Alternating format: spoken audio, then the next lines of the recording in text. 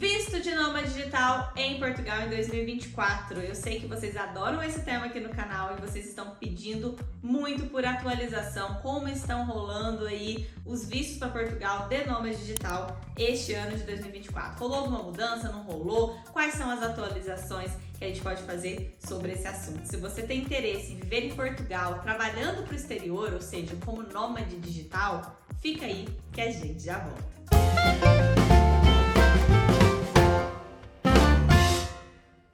Voltando aí pro tema do vídeo de hoje, se você não é inscrito aqui no canal ainda, se inscreva, porque todas as semanas eu posto conteúdo de qualidade. Para quem é nômade, então, já sabe que aqui vai poder encontrar muita informação sobre visto, sobre moradia, sobre pagamento de impostos, que eu sei que esse tema, pagamento de imposto para nômade digital, é muito procurado e vocês querem saber, obviamente, tem razão, é muito importante. Aqui no canal tem muito vídeo sobre isso, tem uma playlist até sobre isso. Então não deixe de maratonar e seguir aqui o meu perfil para que a gente possa conversar bastante sobre esse tema. A gente já sabe, né, que muitas pessoas estão trabalhando remotamente. Desde a pandemia cresceu muito o número de pessoas que trabalham de casa e com isso a liberdade. Já não faz mais sentido estar num país onde a empresa está, e muitas vezes até as pessoas estão no Brasil trabalhando já para empresas dos Estados Unidos, do Canadá, recebendo em dólar, às vezes até já recebendo em euro, e querem vir para Portugal, querem ir para outros locais,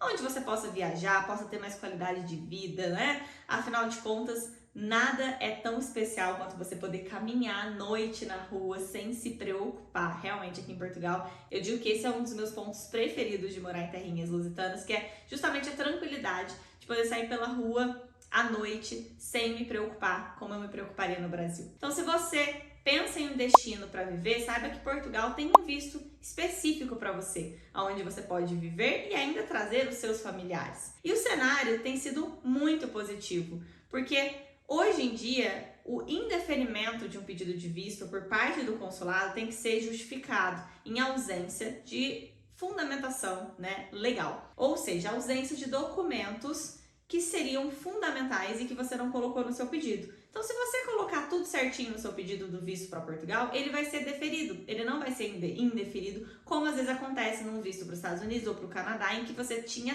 toda a documentação, cumpria todos os requisitos e mesmo assim teve o seu visto indeferido. Todas as semanas eu atendo em consultoria pessoas nessa situação, que desanimaram de ir para outros países e descobriram que Portugal tem portas abertas e boas condições para receber os nômades digitais e por isso resolvem fazer de Portugal a sua estadia para, através da autorização de residência em Portugal, poder passear livremente pelo espaço Schengen, poder conhecer outros países, enfim, fazer aí a sua rota, né, de vida, ou às vezes até firmar raízes apenas em Portugal e ficar em Portugal em uma única cidade, até porque Portugal tem lugares incríveis que você, se você gosta muito de viajar, você pode viajar muito pelo próprio território português, mas se você tem família, filhos e filhos que estudam, você também vai se divertir muito estando mais exclusivamente em Portugal com esse visto. Porque ao contrário do que as pessoas pensam, o visto de nômade digital, ele tem validade. O visto em si, como eu já expliquei aqui no canal, sempre 120 dias. Mas quando você pede o visto para Portugal, você vai transformar ele numa autorização de residência. E você pode viver em Portugal durante muitos anos com essa autorização de residência. Então não é porque você pediu um visto de nômade que você precisa passar um curto período de tempo em Portugal e depois sair de Portugal. Não, não, não. Você pode residir em Portugal por tempo indeterminado. E após 5 anos, já contar a partir do início do visto, que tem validade de 120 dias e vai ser convertido na autorização de residência, já começa a contar os seus 5 anos para a nacionalidade portuguesa. Além do mais, o visto de nômade digital permite acompanhamento familiar, o que é excelente. Você pode trazer cônjuge, pode trazer filhos menores que poderão aí, estão a seu cargo, mudar-se para Portugal com você. Em Portugal tem um quesito muito importante para o visto de nômade, que é o valor de recebimento. Então a pessoa, para pedir um visto de nômade, ela tem que ter um trabalho remoto, né? Esse trabalho vai continuar existindo enquanto ela estiver em Portugal. Não precisa existir pelos próximos anos, não, é só até você converter ali o seu visto em autorização de residência, né? Então, durante esse período é obrigatório que você tenha ali o seu trabalho. E esse trabalho tem que te render por mês, no mínimo, 4 salários mínimos de Portugal. Hoje, o salário mínimo de Portugal são 820 euros. €820 vezes 4 é o valor que você precisa receber mensalmente. Aí, se você recebe em real, você vai pegar ali uma taxa de 5,50, 5,60 e vai chegar aí num valor de 18 a 20 mil reais por mês. Se você tiver como comprovar isso nos últimos 3 meses de recebimento, você está enquadrado para pedir o visto de nômade digital. Atenção, a empresa que você trabalha não pode ser uma empresa de Portugal, mas pode ser uma empresa da Europa, sem problema nenhum, desde que essa empresa não seja portuguesa. Feito isso, você pode pedir o visto. E atenção também à comprovação de meios de subsistência, que se confunde um pouco com o núcleo do visto. O núcleo do visto é ter recebido nos últimos 3 meses a média mensal mínima obrigatória de 4 salários mínimos de Portugal. Como a gente está falando em média, você pode ter recebido valores que oscilam nos últimos 3 meses. Não tem problema nenhum, tá? E às vezes um mês você não bateu os 4 salários, mas no outro você ganhou mais, isso não é um problema. E você pode acumular trabalho subordinado com independente, mas não pode acumular trabalho com aluguel de imóveis, por exemplo,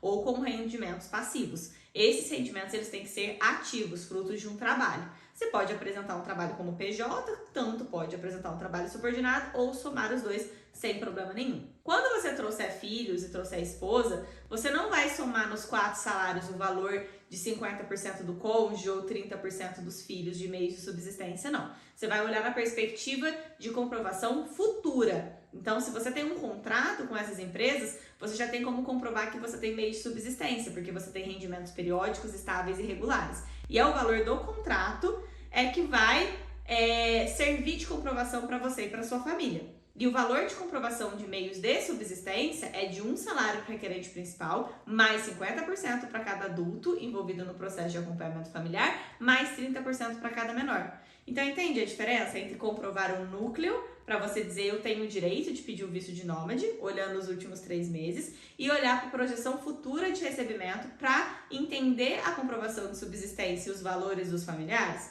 Eu digo isso porque muito cliente em consultoria não entende isso. E quando vem conversar comigo e fala, eu tô com medo porque o meu valor é de exatamente 4 salários, não tem como eu somar mais 50%, mais cedo, eu falo, mas você não vai somar isso no que você ganha. Você vai olhar para os rendimentos periódicos, estáveis e regulares, e se o seu contrato já é de 20 mil reais, você já tem para mais de condição de comprovar um salário para você e mais as porcentagens dos seus familiares.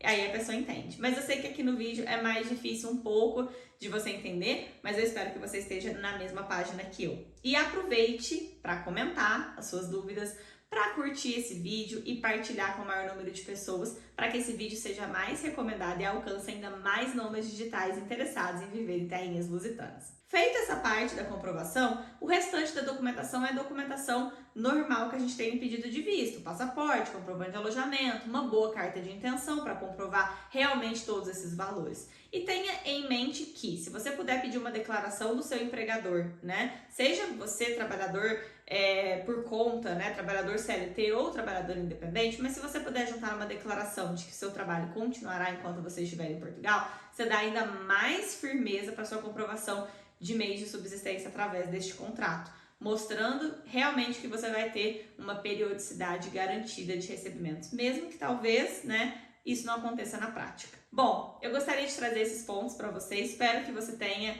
entendido e principalmente considerado aí Portugal como um destino para viver em terrinhas lusitanas, como um destino para viver na Europa, trabalhando remotamente de qualquer lugar do mundo. Um beijo grande e até a próxima!